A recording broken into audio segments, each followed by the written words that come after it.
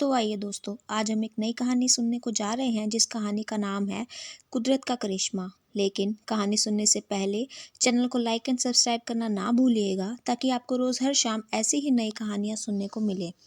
यह कहानी है एक लालची व्यापारी रामू सेठ की, जो गांव रामनगर में रहता था। रामू सेठ गांव का सबसे अमीर आदमी था।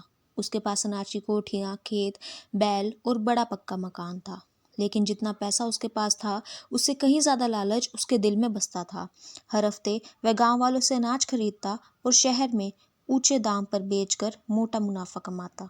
लेकिन तौल में हमेशा चालाकी करता, बाट थोड़ा हल्का और झोली थोड़ी भारी।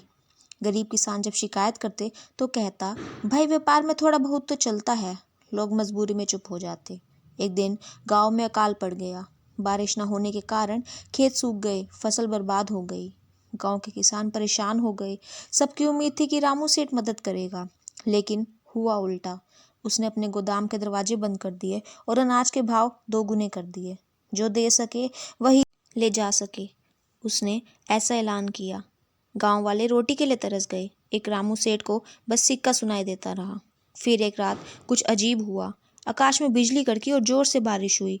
सेठ खुश हुआ कि अब फसल उग जाएगी, लेकिन सुबह उठा तो देखा उसका पूरा गोदाम पानी में डूबा था और सारा अनाज सड़ चुका था। उसके बैल भी भाग गए थे और मकान की दीवारें गिरने लगी। सेठ घबरा गया। उसने गांव के पुजारी से पूछा, पंडित जी, ये मेरे साथ ऐसा क्यों हुआ? पुजारी ने शांत स्वर में धीरे से कहा, सेठ जी, ये भगवान का न्याय है। जब गांव भूखा था तब आपने अपना गोदाम बंद कर लिया। आज प्रकृति ने अपना हिसाब बराबर किया है। रामू सेठ की आंखें खुल गई। वह गांव वालों के पास गया, माफ़ी मांगी और बोला, मैंने बहुत बड़ी गलती की। अब मैं सबकी मदद करूंगा। उसने जो थोड़ा बहुत अनाज बचा था वह मुफ्त में बांट दिया।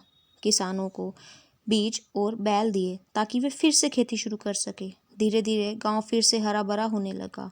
सेठ अब वही पुराना लालची आदमी नहीं रहा। अब वह हर व्यापारी को सिखाने लगा कि सच्चा मुनाफा वही है जिसमें दूसरों का भला भी हो। गांव के लोग उससे अब दयालु सेठ कहने लगे। कहानी का संदेश यह था कि लालच से कभी किसी का भला नहीं होता।